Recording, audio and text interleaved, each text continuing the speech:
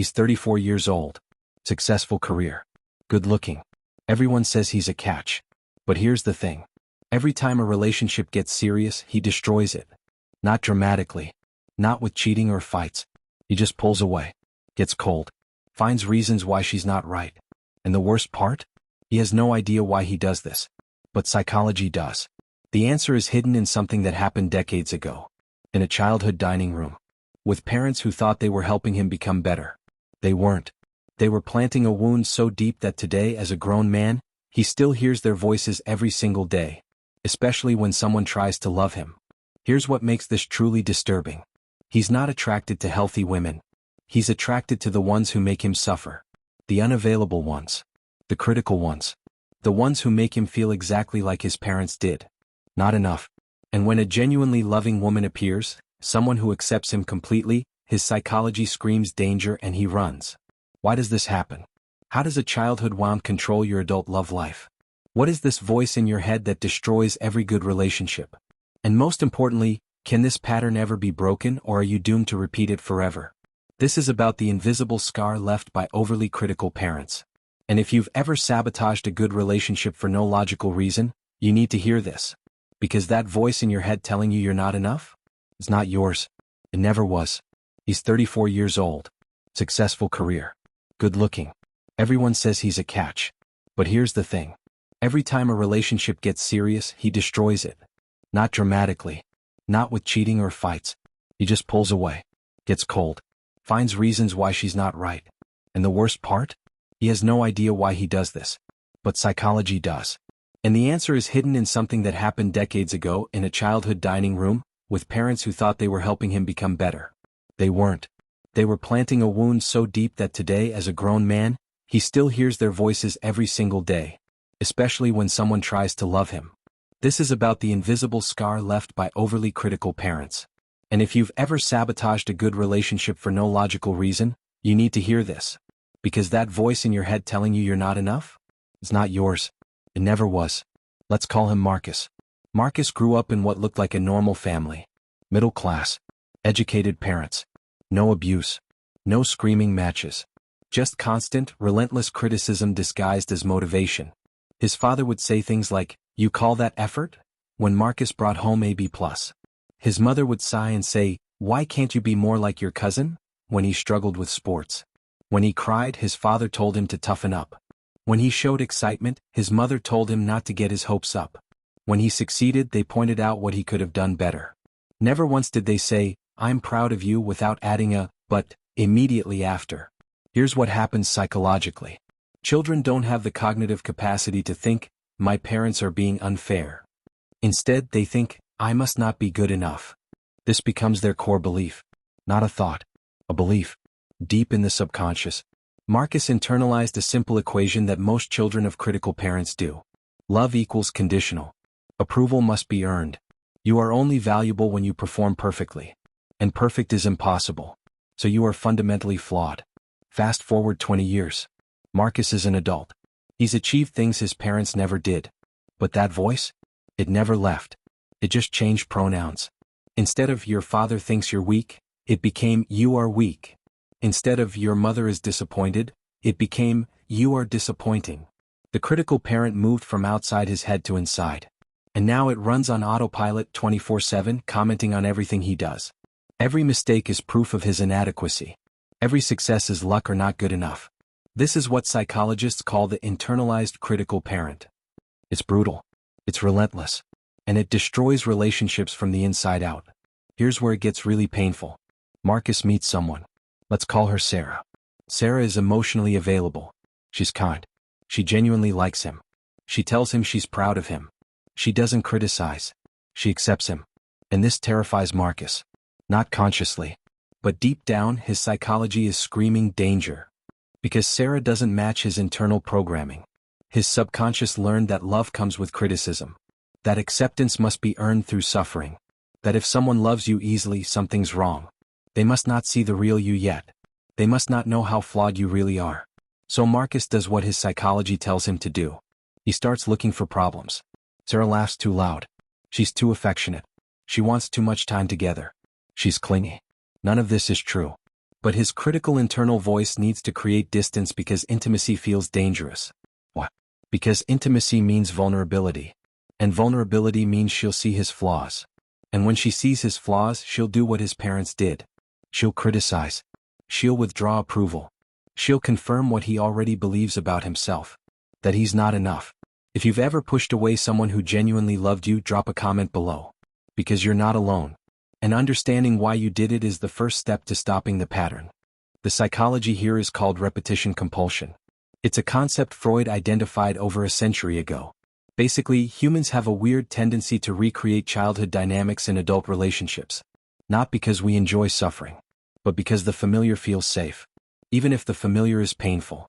Marcus's childhood taught him a specific relationship template. Love means working hard for approval. Affection is conditional. You must prove your worth constantly.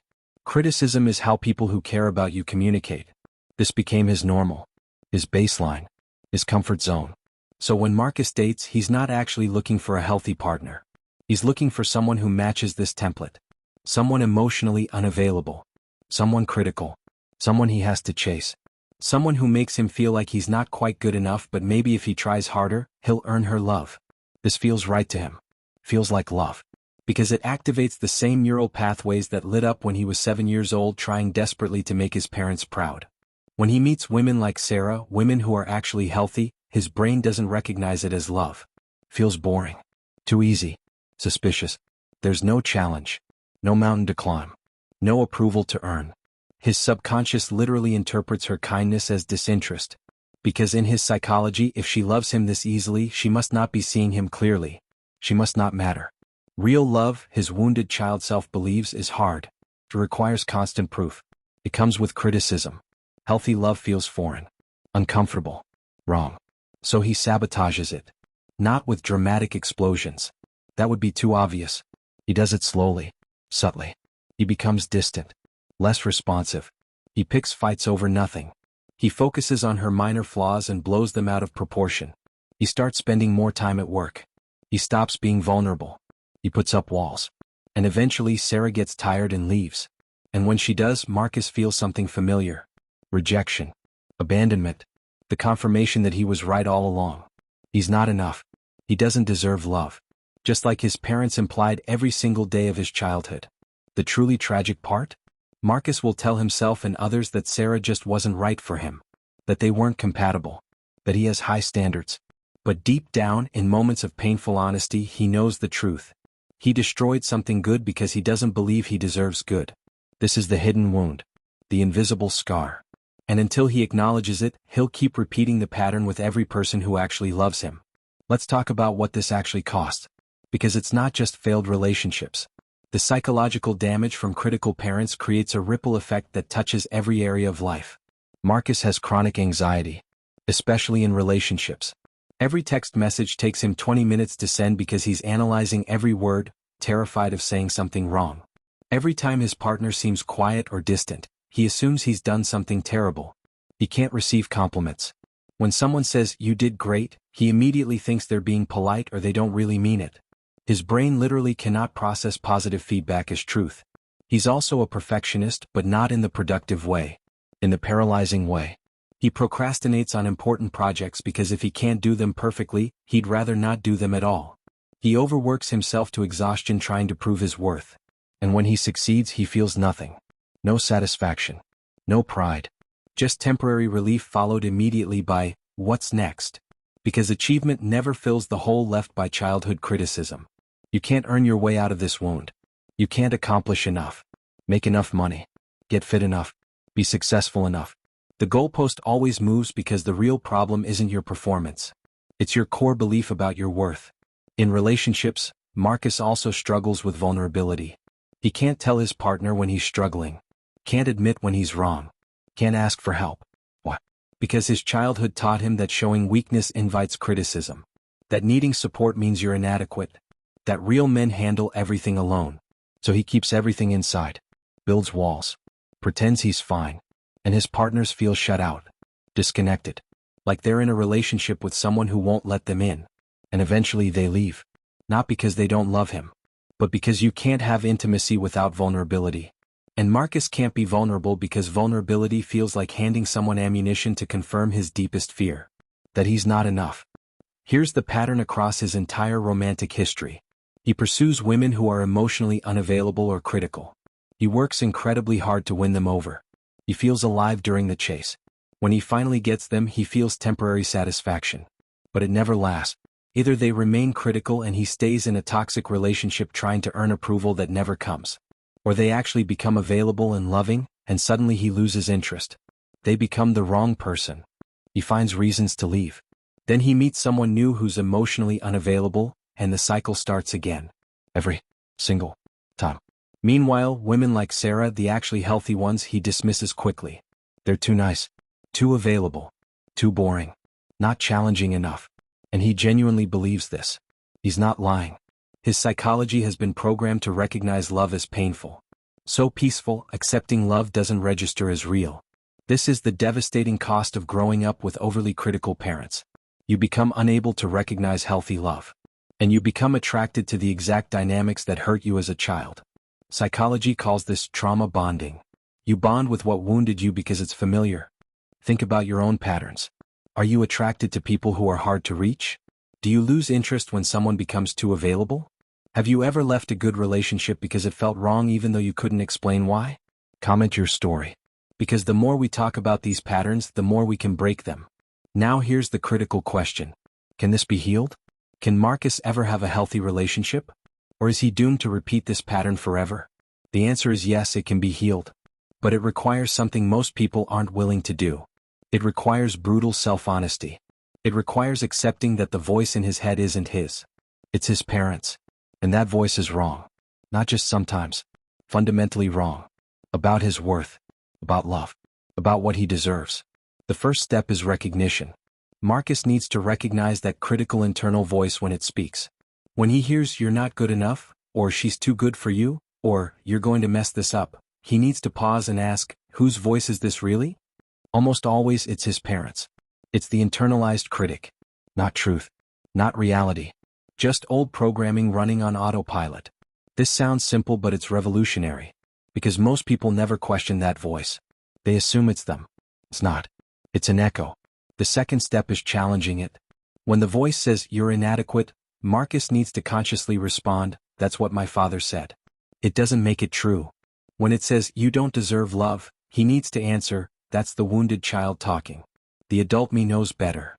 This isn't positive thinking. This is deprogramming. It's separating his actual self from the critical parent that lives in his head. And it takes practice. Months. Years. Because that voice has been running unchallenged for decades. The third step is behavioral. Marcus needs to consciously choose different partners. When he meets someone like Sarah, someone healthy and available, and his psychology says this feels wrong, he needs to ignore that feeling. Because that feeling is the wound talking. It's the trauma trying to protect him by pushing him back toward the familiar. He needs to do the opposite of what feels natural. Stay when he wants to run. Open up when he wants to shut down. Receive love when his instinct is to deflect it. This is terrifying. It goes against every psychological defense he built.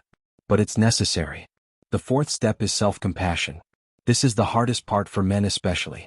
Marcus needs to learn to talk to himself the way he'd talk to a good friend. With kindness. With understanding. With forgiveness. When he makes a mistake, instead of "you're such an idiot," he needs to say, "that was hard and you did your best." When he feels inadequate, instead of "you're pathetic," he needs to say, "you're learning and that's enough." This feels ridiculous at first. Self-indulgent. But it's actually the antidote to decades of internal criticism. He also needs to grieve. This surprises people. But there's real grief in accepting that your parents, who you needed to believe loved you unconditionally, actually loved you conditionally. That they damaged you. Not intentionally maybe. But they did. And that hurts. There's the childhood you needed but didn't get. The unconditional acceptance you deserved but never received. The little boy who just wanted to be told he was enough exactly as he was. That grief needs space. Acknowledgement. Because you can't heal what you don't mourn. Therapy helps. Specifically, therapies that address core beliefs and childhood wounds.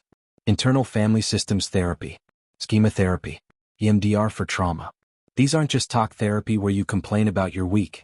These are deep psychological interventions that actually rewire the subconscious programming. Because talking about the problem isn't enough.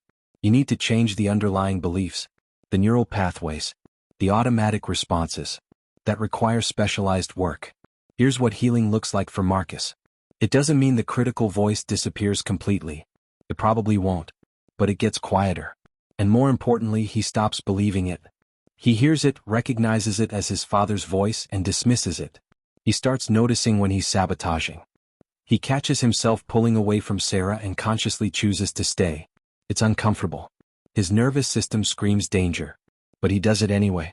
And slowly, over time, being loved without criticism starts to feel normal. Not easy. Not automatic. But possible. He learns to be vulnerable. To admit when he's struggling. To ask for support. And when Sarah responds with compassion instead of criticism, his brain slowly updates its programming. He learns that vulnerability doesn't lead to punishment. That imperfection doesn't equal rejection. That he can be messy and human and still be loved. This is how the wound heals. Through repetition of new, healthy experiences that contradict the old programming. You can't think your way out of this wound. You have to live your way out of it. And here's the beautiful part. When Marcus finally accepts that he's worthy of love not because of what he does but because of who he is, something shifts. He stops chasing unavailable people. They lose their appeal. The chaos and drama that used to feel like passion now just feels exhausting. Healthy love stops feeling boring and starts feeling like peace. Like home. Like what he actually needed all along but couldn't recognize. This is the gift on the other side of healing. Not perfection. Not the absence of struggle. But the ability to receive the love you've always deserved. So let's bring this full circle. If you grew up with overly critical parents, you're walking around with a wound most people can't see. Not a physical scar. A psychological one. And that wound is sabotaging your love life in ways you probably don't fully realize.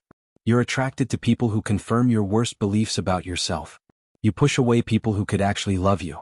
You hear your parents' critical voices in your head and mistake them for truth.